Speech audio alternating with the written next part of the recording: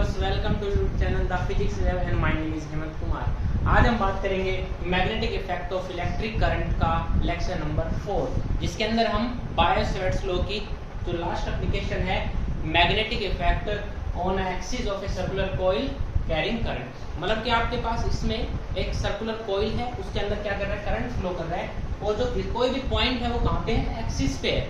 जो लास्ट हमने वीडियो थी उसके अंदर हमारे पास क्या था कि सर्कुलर कॉइल के सेंटर पे मैग्नेटिक फील्ड कितना होगा अगर उसमें करंट फ्लो कर रहा है तो। ठीक है, चलो एग्जांपल के तौर पे देखते हैं। हमारे पास मान लो सर्कुलर कॉइल है, हम मान के लेके आए हैं सर्कुलर कॉइल है।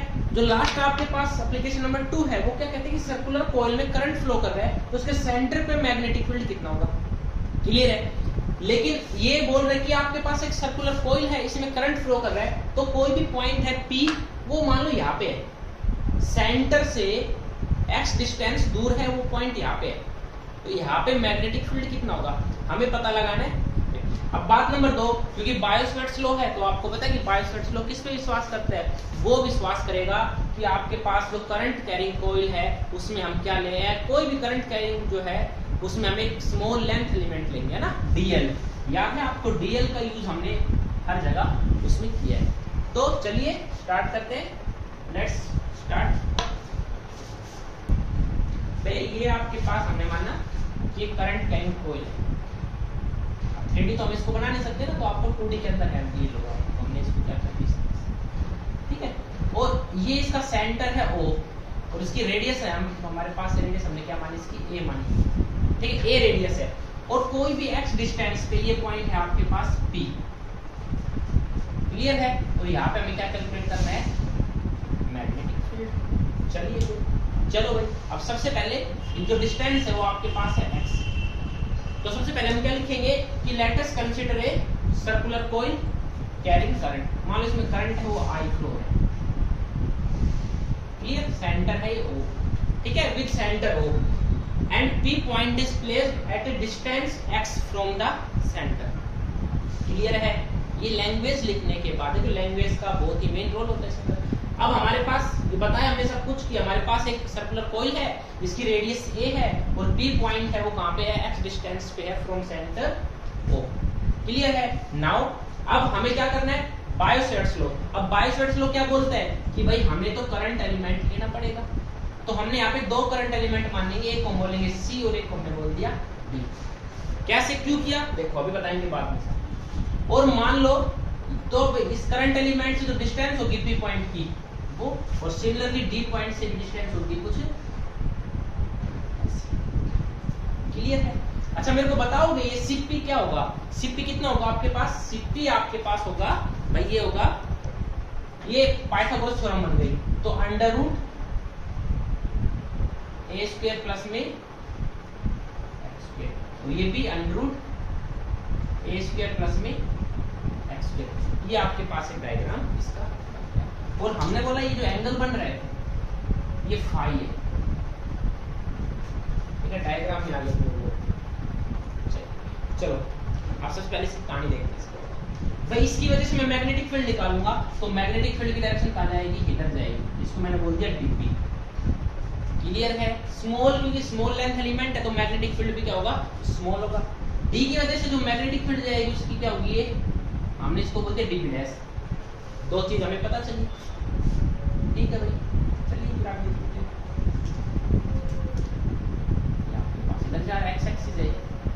चले अब अगर ये एंगल थीटा है, ये पॉइंट आपके पास क्या है, P पॉइंट, तो ये एंगल भी कितना होगा आपके पास, फाई। ये एंगल भी कितना होगा आपके पास, क्लियर है? इसको बोल दिया मैंने y डैश y और इसको बोल दिया मैंने y डैश। क्लियर है? जब dp डैश इधर जा रहा है तो इधर कौन सा कंपोनेंट ब्रेक होगा, dp dash sine phi. dp का इधर कौन सा होगा, dp साइन फाई। जिधर, क्योंकि हमें पता है कि रेक्टेंगुलर कंपोनेंट पे जब ब्रेक करेंगे तो जिधर आपके पास एंगल होता है उधर कौन सा आता है, कोस कंपोनेंट पे। dp cos phi, dp dash. ये है इसका कंप्लीट डायग्राम, इसके ऊपर छाप दो। ठीक है, एक बार इसको देखिए, अगर आप इसको जूम करते थोड़ा सा,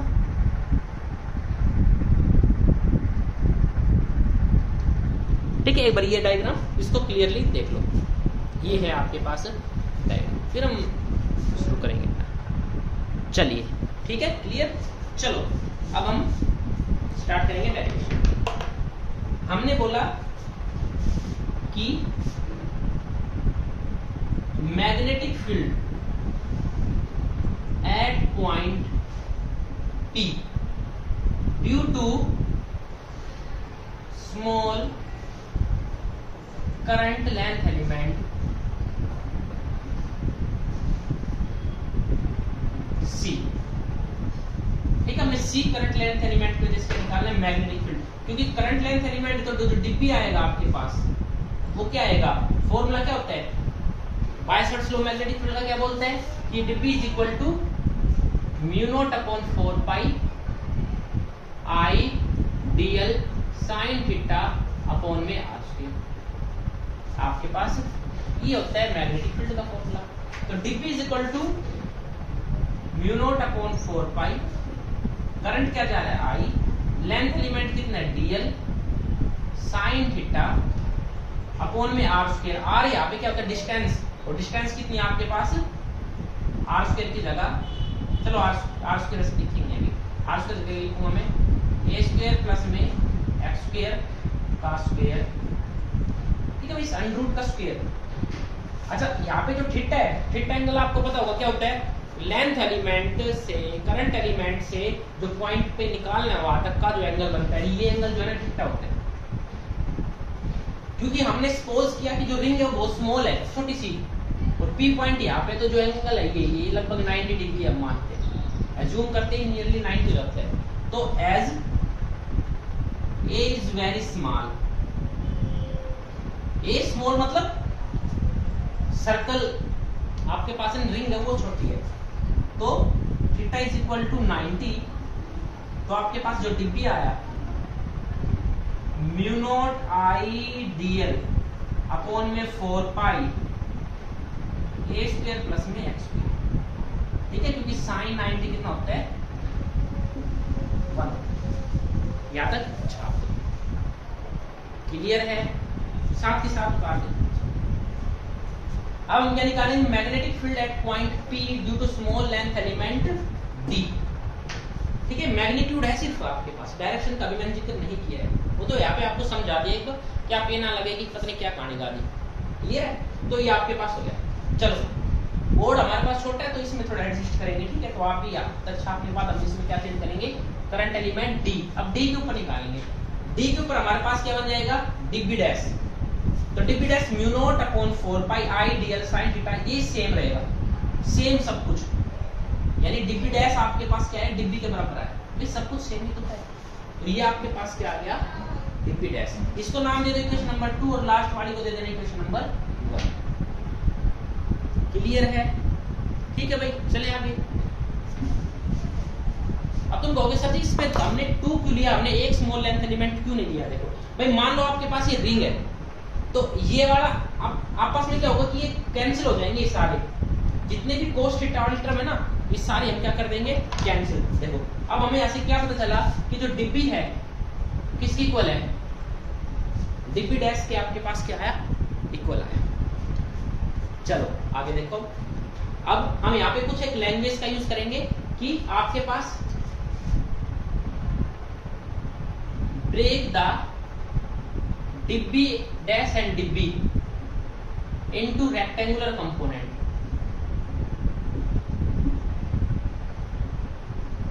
इसको हमने किस में ब्रेक करते, रेक्टेंगुलर कंपोनेंट में ब्रेक कर दिया, और हमने क्या पाया डिब्बी डैश कोस फाई, डिब्बी कोस फाई, डिब्बी साइन फाई, डिब्बी डैश साइन फाई, हमें हमारे पास क्या मिले ये मिले। अब हमने देखा कि D B dash cos phi sorry and D B cos phi are equal and opposite, so cancel each other, एक दूसरे को क्या कर देंगे कैंसिल कर देंगे। इन्होंने आपस में क्या कर दिया डिब्बी कोस फाई को कैंसिल कर दिया। माने ये आपके पास यहाँ पे मान लो आपके पास रिंग है, ये ऐसे रिंग है, तो इस वाले का ऐसे जा रहा है, कैसे जा रहा है, इन दोनों का आपस में क्या हो गया, कैंसिल। सिमिलरली हमने यहाँ पे माना तो इसका किधर जाएगा, इधर जाएगा, इसका किधर जाएगा, उधर की साइड जाएगा। एज्यूम करके देखो 3D के अंदर एक चीज को, इस वाले का उधर जाएगा अंदर की साइड, इस अंदर वाले का बाहर आएगा, फिर से कंपोनेंट ब्रेक होंगे, फिर से cos फाई आएगा, वो cos फाई फिर से कैंसिल हो जाएगा। सो रिजल्टेंट जो आपके पास रिजल्टेंट जो मैग्नेटिक फील्ड आएगा इज अलोंग एक्स एक्सिस, वो किधर आएगा आपके पास, सिर्फ एक्स एक्सिस में आएगा। क्लियर है? और इस तरह से करके जो नेट आपके पास क्या आया,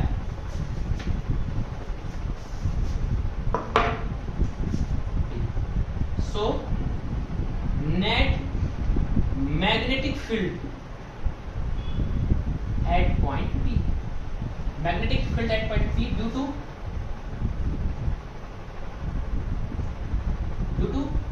मोर length elements, more current elements. अब इनकी वजह से क्या होगा, बहुत ज्यादा आएगा, यानी आपके पास जो टोटल मैग्नेटिक फील्ड आएगा वो कितना आएगा, dB sin फाई।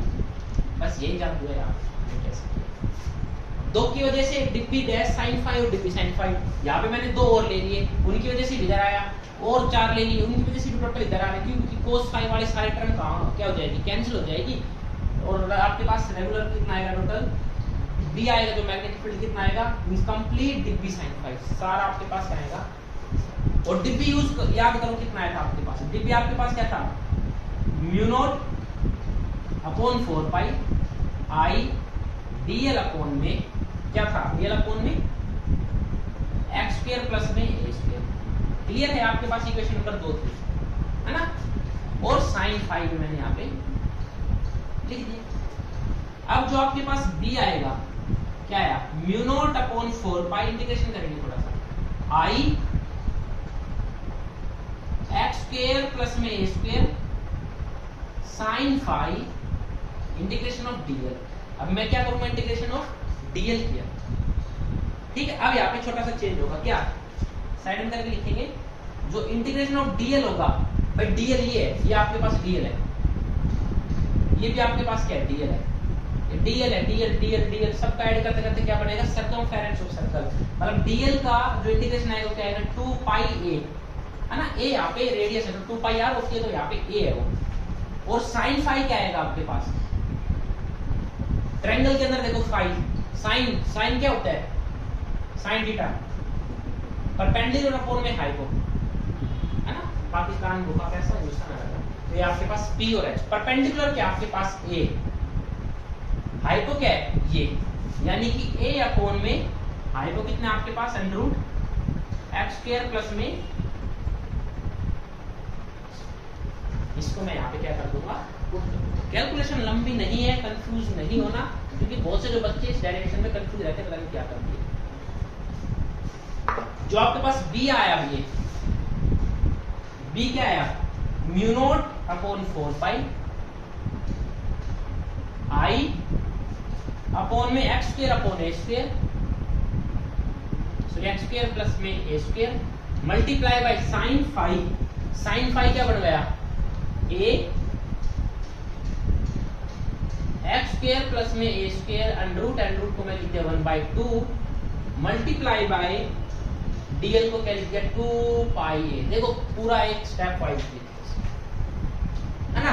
ये क्या बन गया आपके पास, b की क्या आया, म्यू नॉट I इंटू में 2 पाई a स्क्वायर अपॉन में 4 पाई x स्क्वायर प्लस में a स्क्वायर की पावर 3/2। और ये आपके पास क्या है, ये है आपके पास कंप्लीट डेरिवेशन जो आपको याद रखना है, ठीक है। ये P पॉइंट पे मैग्नेटिक फील्ड इतना आएगा।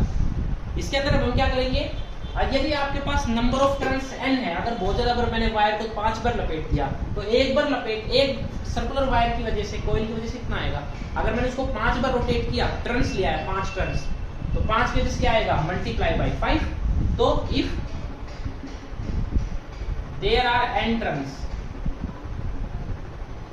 सो मैग्नेटिक फील्ड कितना हो जाएगा, म्यू नॉट एन मल्टीप्लाई कर दिया मैंने, एन आई 2 पाई ए स्क्वायर 4 पाई एक्स स्क्वायर प्लस में ए स्क्वायर की पावर 3 पाई।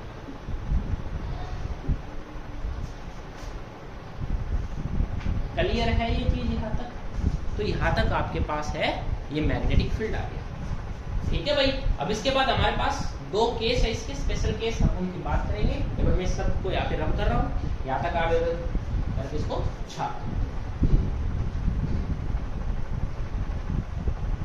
चलिए special case,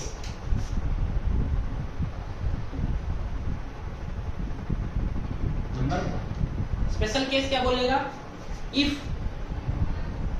P point lies at the center of a coil। हमने माना कि जो आपके पास P पॉइंट सेंटर पे आ गया तो आपके पास x कितना हो जाएगा, 0। भाई x डिस्टेंस क्या होगी, 0 हो गई। अब x 0 पुट करो वहां पे, आपके पास b क्या आएगा, ये इक्वेशन नंबर 3 में पुट करेंगे। 3 है ना, मेन तो 3 में कर दो, 4 में कर दो, 1 कर। तो आपने क्या किया, x को 0 पुट करो भाई, 0 हो गया। क्या बचा, म्यू नॉट आई इंटू 2 पाई ए स्क्वायर अपॉन में 4 पाई एक्स तो 0 हो गया, तो a का स्क्वायर है ना,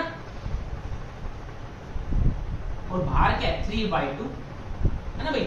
इसका क्या बनेगा, a स्क्वायर और बाहर 3/2, 2 से 2 कट गया तो a की क्यूब बचेगा यहाँ पे, है ना। तो एक बार यहाँ पे रब करके सीधा क्या लिखते हैं, बच्चे थोड़ा ना होते जो तुम्हें एक्स्ट्रा पाई से, और ऊपर a स्क्वायर तो इसने a को काट दिया, तो यानी क्या बचा आपके पास, mu nought I 2 pi a upon में 2 पाई अपॉन में, यानी अगर आप भी इसको कट करोगे तो सेंटर में मैग्नेटिक फील्ड कितना आएगा, म्यू नॉट आई अपॉन में 2a। चेक कर लो जाके एप्लीकेशन नंबर 2 जहां पे हमने सेंटर पे निकाला था, तो सारा प्रूफ करने के बाद आपके पास आंसर ये आया था, म्यू नॉट आई अपॉन में 2a। क्लियर है, हो गया यहाँ तक? चलो भाई आगे चले। ये हो गया इसका स्पेशल केस नंबर 1। अब हमने माना कि जो एक बार हमने इसको p को पास ले आया, अब नाराज हो जाएगा, x बोला मेरे को 0 क्यों किया, अब की बार हम p को क्या रखेंगे, बहुत ज्यादा दूर ले जाएंगे। ठीक है, इस केस को उतार लो, और ये आपके पास रिक्वायर्ड है, आप निकाल के चुके हो, लाइज फार अवे।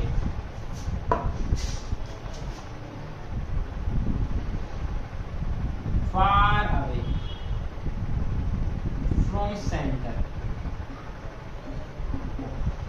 भैया जब बहुत दूर चला गया, यानी जो x है वो बहुत ज्यादा बड़ा हो गया, किससे, a से, यानी कि बहुत ज्यादा बड़ा हो गया, तो भाई आप लाभ के अंदर कुछ छोटी क्वांटिटी जोड़ोगे तो फर्क पड़ेगा, नहीं पड़ेगा ना, पड़ेगा, नहीं पड़ेगा। यानी कि एक्स स्क्वायर प्लस में ए स्क्वायर को हम क्या लिख सकते हैं, एक्स स्क्वायर लिख देंगे, यानी ए स्क्वायर को हमने क्या कर दिया, नेगलेक्ट कर दिया।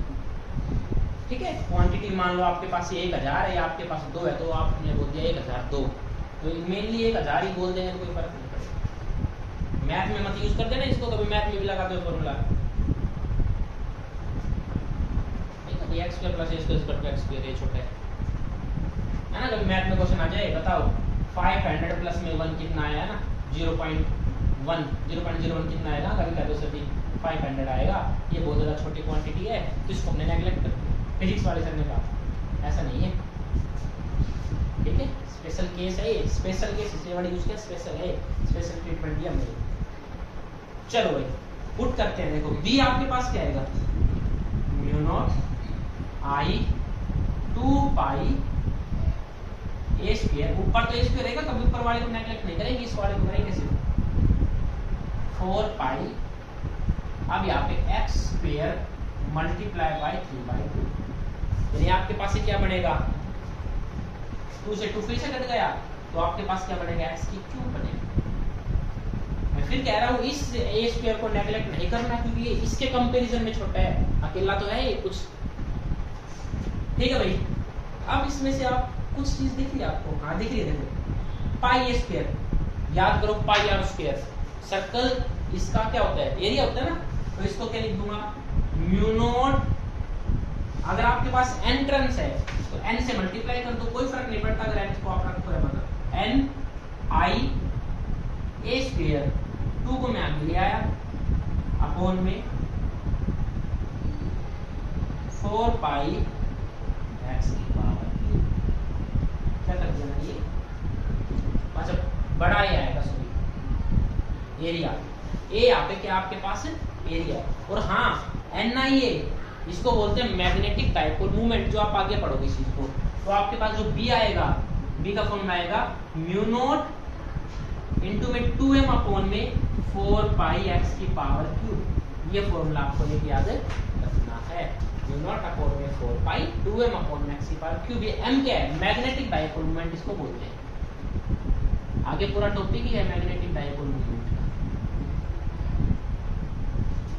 ठीक है। ये आपके पास पूरा हो गया यहाँ तक मैग्नेटिक डाइपोल, ठीक है। इसके SI यूनिट आप बता सकते हो, m का फॉर्मूला क्या है IA है ना, I क्या आपके पास करंट, A क्या एरिया, तो क्या हो गया एम्पियर मीटर स्क्वायर। ये इसके SI यूनिट है, इस चीज को भी याद रखना, क्योंकि CBSE खासकर पता नहीं इसको क्या लगा हुआ SI यूनिट से, तो SI यूनिट जरूर पूछते हैं। स्टेट बोर्ड को हालांकि पूछने कोई बड़ी बात नहीं, लेकिन CBSE भी आजकल किलोमीटर सिखाने लग गया हो, तो बेसिक चीजें पूछने लग गई, ठीक है। बच्चे पढ़े रहते हैं कोटा के अंदर, वो हाई लेवल के, उनको ये चीजें पता है, उनको फॉर्मूला भी याद है, उनको m क्या है,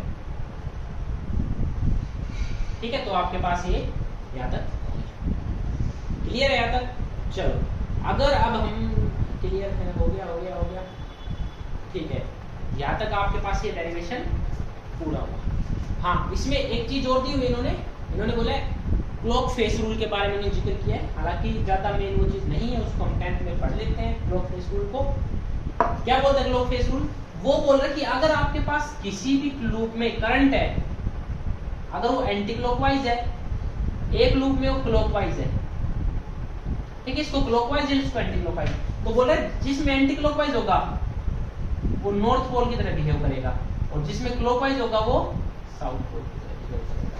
ये S बन रहा है, ये N बन रहा है, यानी कि अगर आपके पास ये कॉइल है, इसमें करंट ऐसे फ्लो कर रहा है, ये क्लॉकवाइज फ्लो कर रहा है, इधर ऐसे क्लॉकवाइज फ्लो करेगा, तो ये जो लूप है ये इधर वाला फेस कैसे बिहेव करेगा, साउथ पोल की तरह। अब ऐसे कर रहे हैं, देखो ऐसे क्लॉकवाइज है, अब बैक साइड से देखो कैसा हो गया एंटी क्लॉकवाइज, मतलब ये कौन सा हो गया नॉर्थ, यानी नॉर्थ पोल इधर साउथ पोल, इधर साउथ पोल इधर नॉर्थ पोल, और मैग्नेटिक लाइन से ऐसे स्टार्ट हो गई है, क्लियर है। क्योंकि हमें एक बात पता है कि मैग्नेटिक लाइन से मैग्नेटिक मोनोपोल एग्जिस्ट नहीं करता, कहीं पे भी आपको नॉर्थ पोल अकेला नहीं मिलेगा, नॉर्थ के साथ आपको साउथ भी मिलेगा, और इन्होंने ये, ठीक है। अगर आपको वीडियो अच्छी लगी तो please like share subscribe my YouTube channel.